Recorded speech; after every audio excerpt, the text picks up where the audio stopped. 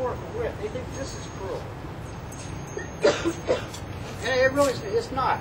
The rump of a horse, it goes back to the beginning of time. Horses are not predators. They will pursue. They will run away from predators. And when you're running away from a predator, what's the first thing that predator is going to make contact with? He's going to try to get your butt.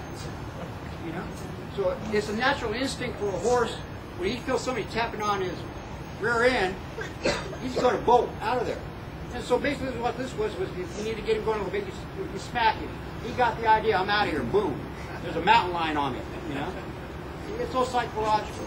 People, again, they get the wrong idea about the whip, that you're hurting the horse, you're not hurting the horse. Unless you're a bad-tempered man, again, you'll never make a good-tempered horse.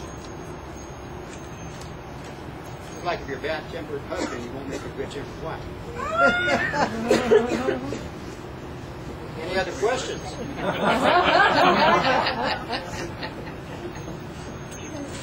Remember, the ears of a horse never lie. I have something here I wanted to read to you real quick. I found this the other day. I wanted to kind of share it with you. We take horses for granted. Something that happened out of history, but, you know, we wouldn't be here today if it wasn't for horses. My question is I can find it. I thought it was pretty cool. Bear with me, folks. Okay, here we go.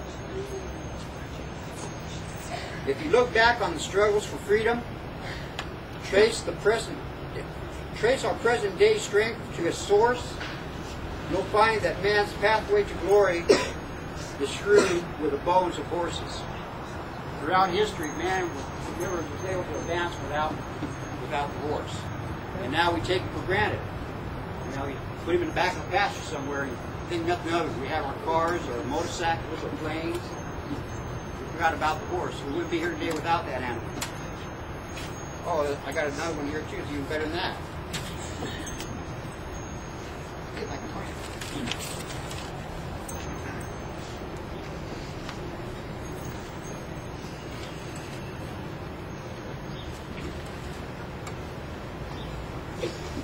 Okay, here's a good one. When God first made man, he thought better. When God made man, he thought better of it and made woman. When he got time to make the horse, which has the courage and spirit of a man, and the beauty and the grace of a woman. Wow. Horse.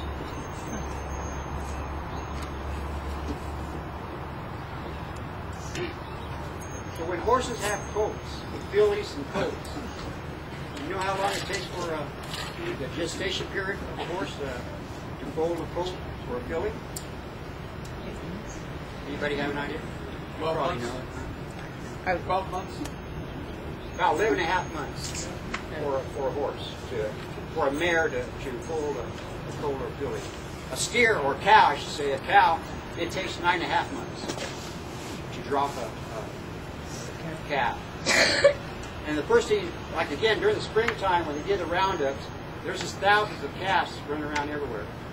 And first thing you want to do is separate them from the rest of the herd, because you need to brand them so you know who they belong to. So you would separate the mama and the calf away from the steers and the bulls, you know, and do the branding process, which took days to do because you had thousands of calves, newborn calves, that you had to take care and brand. You know, so it was a working process. These Indian cowboys, they had their work cut out for them.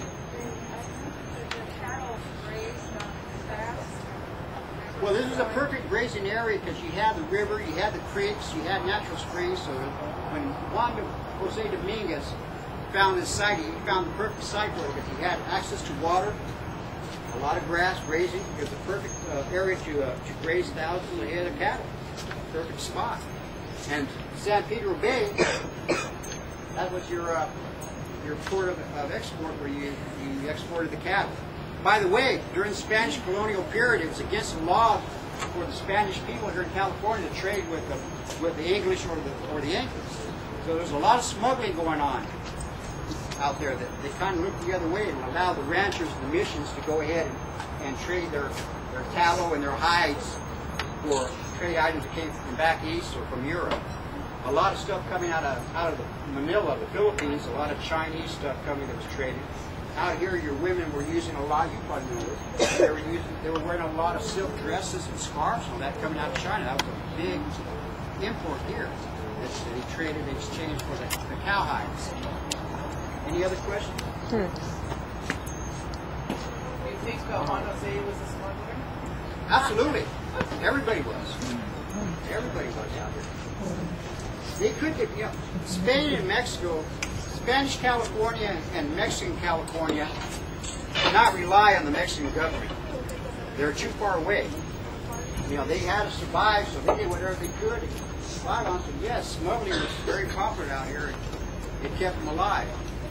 California wanted to separate from the government of Mexico, and be their own independent country, just like Texas. A lot of people don't realize that. They were better off on their own. So why rely on the Mexican government or the Spanish government? We're doing fine on our own. We don't need them. I can't say that about our government today, but that's another story. That's another story. Any other questions? Joe, can you describe the process of slaughtering? Yeah, once they separated their own cattle, the different ranches, when the ranchers came together and they had their cattle separated from the other cattle, the cowboys there would be a slaughter area. They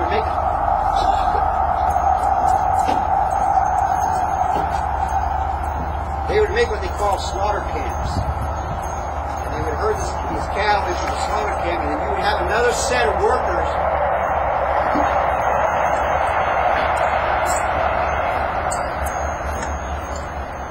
You would have another set of workers that their only job was to slaughter the cattle, skin it, prepare the meat for drying, whatever, prepare the hides.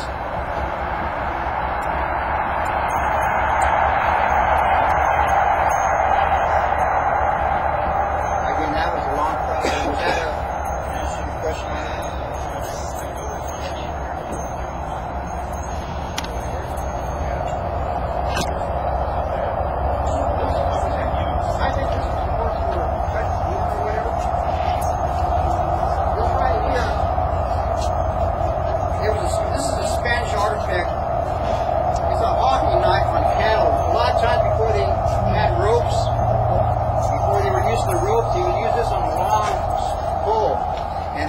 Down on horseback with his long pole, and they would get the back of that cow's or steer's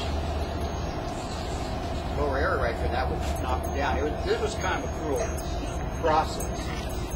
That's why they eliminated it. They didn't actually outlaw this because the Vaqueros were getting these fights to try to get each other with this on that. So they eliminated it. The law, Spanish law, eliminated it after a while. It was not a good idea.